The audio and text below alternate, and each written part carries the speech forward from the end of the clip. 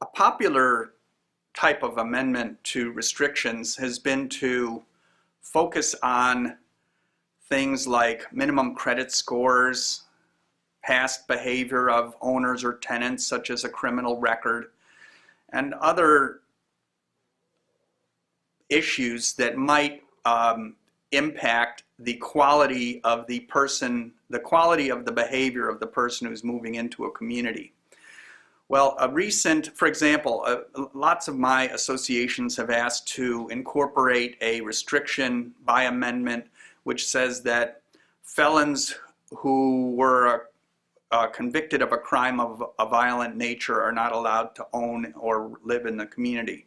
Well, that's all well and good. I understand that, and we have amended documents to do that. But there's a recent Supreme Court case that held that those types of restrictions with minimum credit scores, of course, I don't know what a credit score has to do with someone's behavior. I know people with fine credit scores who are hellions, even in their 50s and 60s and later. If you're a hellion, you're a hellion, no matter what your credit score is. But that's getting into the weeds. There's a recent Supreme Court case which held that a community could be in violation of the Fair Housing Act, not because there was a discriminatory intent in enacting a restriction like that, but because of a discriminatory impact it has.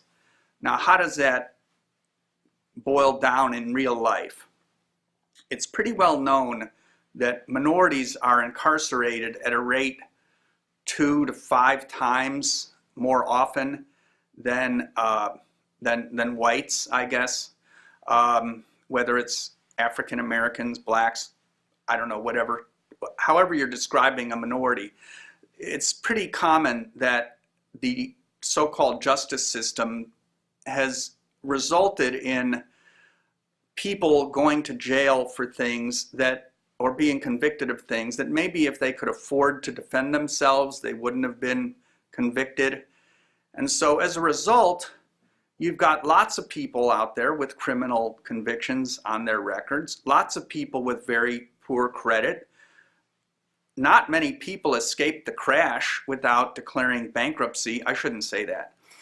Let's put it in reverse. Lots of people had to seek bankruptcy protection or had their credit destroyed during the real estate crash. That's pretty well known.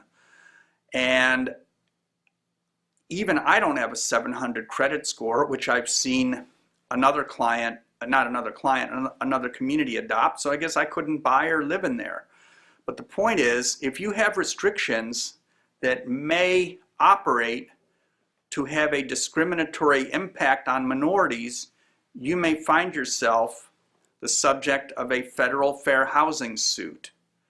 So I suggest that you be careful about the types of restrictions that you're enacting and the possible ramifications of being accused of discriminatory impact.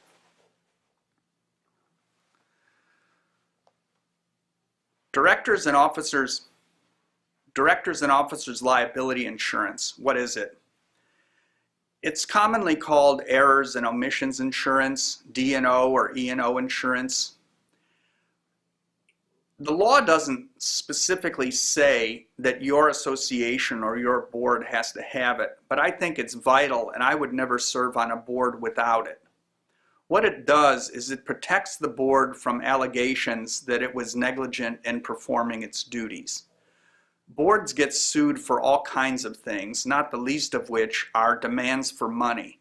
So if you happen to have a D&O or E&O policy, make sure that you've got broad form coverage, which not only protects you from money damages, but also from things like fair housing allegations. Prescription pad pets are a very common type of way to get into federal court, and people are moving towards using the courts as a way of forcing communities to allow pets. You can get sued for other fair housing, accused of other fair housing violations, maybe the Fair Debt Collection Practices Act, maybe an improper lawsuit, maybe a slip and fall, Maybe someone is seeking an injunction against the association to do something, or a writ of mandamus to require it to do something. There's all kinds of cases other than for money damages. These are all called equitable causes of action, and also statutory violations of statutes. But make sure that you have a broad form, and that's not a technical term, that's a Bob Tankle term. Make sure you have a broad form policy that protects you from all kinds of these claims, and at least provides a defense.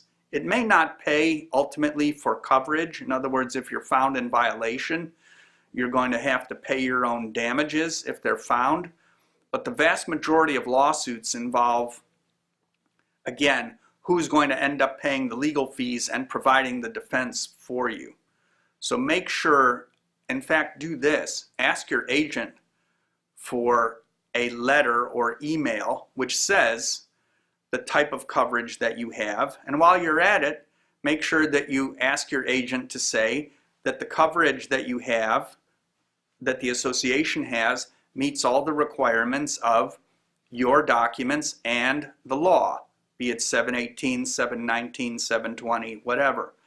Because they have liability, they're professionals, they should know their stuff. And if they're not willing to give you something in writing which says that you've got the coverage you're required to have, maybe you should call someone else. I only refer people to members of Community Associations Institute, which I highly recommend you become a member of as well.